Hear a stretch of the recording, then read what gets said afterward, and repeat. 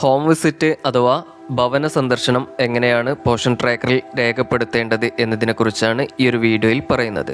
അതിനായി portion tracker open ചെയ്തതിനു ശേഷം ഏറ്റവും മുകൾ ഭാഗത്തായി കാണുന്ന ഹോം വിസിറ്റ് എന്ന രജിസ്റ്റർ ഓപ്പൺ ചെയ്യുക. അപ്പോൾ ഈ ഒരു രജിസ്റ്റർ ഓപ്പൺ ചെയ്താൽ ഇതേ രീതിയിൽ 3 ലിസ്റ്റുകൾ കാണാൻ സാധിക്കും. 1 due list, 2 completed list, 3 missed list. Due ലിസ്റ്റിൽ നമുക്ക് കാണാൻ സാധിക്കുന്നത് നമ്മൾ ഈ മാസം ഭവന സന്ദർശനം നടത്തേണ്ട ഗുണഭോക്താക്കളുടെ ലിസ്റ്റാണ്.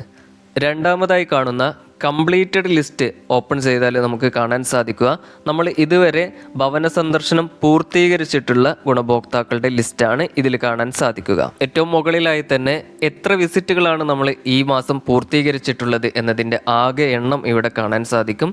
അതുപോലെ തന്നെ തൊട്ടു താഴെയായിട്ട് ഓരോ ഗുണഭോക്താക്കളുടെയും ലിസ്റ്റ് കാണാൻ സാധിക്കും. അതുപോലെ തന്നെ ഓരോ ഗുണഭോക്താക്കളുടെയും വിസിറ്റ് ഷെഡ്യൂൾ ചെയ്ത ഡേറ്റ്, സ്റ്റാർട്ട് ഡേറ്റ് എന്നതിൻ്റെ നേരെ കാണാൻ സാധിക്കും. അതുപോലെ തന്നെ വിസിറ്റ് പൂർത്തീകരിച്ച ഡേറ്റ്, വിസിറ്റ് ഡേറ്റ് എന്നതിൻ്റെ നേരെയും കാണാൻ സാധിക്കുന്നതാണ്.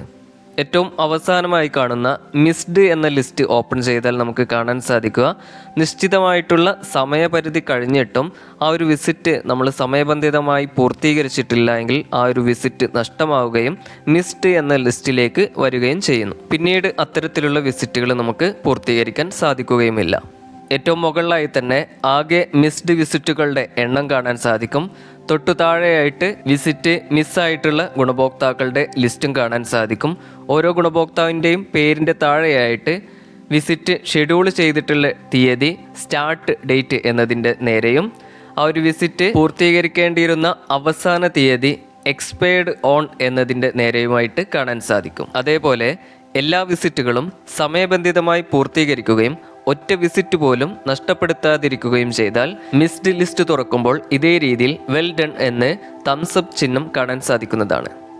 അടുത്തതായി ഡ്യൂ ലിസ്റ്റിൽ നിന്നും എങ്ങനെയാണ് ഹോം വിസിറ്റ് രേഖപ്പെടുത്തേണ്ടത് എന്ന് മനസ്സിലാക്കാം.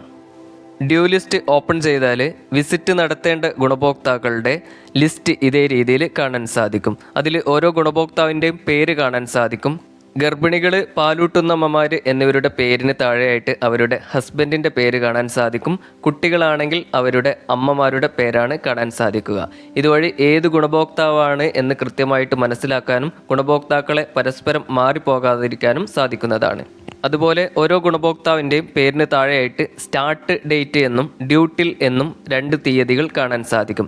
അതിൽ സ്റ്റാർട്ട് ഡേറ്റ് എന്ന് ഉദ്ദേശിക്കുന്നത് ആ ഒരു വിസിറ്റ് നമ്മൾ ചെയ്തു തുടങ്ങേണ്ട തീയതിയാണ്. ഡ്യൂട്ടിൽ എന്ന തീയതി ഉദ്ദേശിക്കുന്നത് നമുക്ക് ആ ഒരു വിസിറ്റ് ചെയ്തു പൂർത്തീകരിക്കേണ്ട അവസാന തീയതിയാണ്. ഇത് ഓരോ ഗുണഭോക്താവിൻ്റെയും തരമനുസരിച്ച് ഈ 2 തീയതികളും തമ്മിലുള്ള ഇടവേളകളിൽ മാറ്റമുണ്ടായിരിക്കുന്നതാണ്. പരമാവധി സ്റ്റാർട്ടിംഗ് ഡേറ്റിലോ അതല്ലെങ്കിൽ അതിനോടനുബന്ധിച്ച തൊട്ടടുത്ത തീയതികളിലോ ഈ ഒരു വിസിറ്റ് പൂർത്തീകരിക്കാൻ ശ്രദ്ധിക്കുക. ഒരു കാരണവശാലും ഡ്യൂട്ടിൽ എന്ന അവസാന തീയതി മറികടന്നു പോകാതിരിക്കാൻ പ്രത്യേകം ശ്രദ്ധിക്കുക കൂടെ ചെയ്യുക.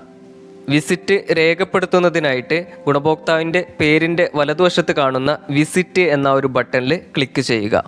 അപ്പോൾ ഇതേ രീതിയിൽ മറ്റൊരു പേജ് ഓപ്പൺ ആയിട്ട് വരും. അപ്പോൾ ഈ ഒരു പേജിൽ പറയുന്നത് ആ ഒരു ഗുണഭോക്താവിന് നൽകേണ്ട നിർദ്ദേശങ്ങളെക്കുറിച്ചും എന്തൊക്കെ കാര്യങ്ങളാണ് ശ്രദ്ധിക്കേണ്ടത് എന്നതിനെക്കുറിച്ചും എന്തൊക്കെ കാര്യങ്ങളെക്കുറിച്ചാണ് ആ ഒരു ഗുണഭോക്താവിൽ നിന്നും ചോദിച്ച് മനസ്സിലാക്കേണ്ടത് എന്നതിനെക്കുറിച്ചുമാണ് പറയുന്നത്.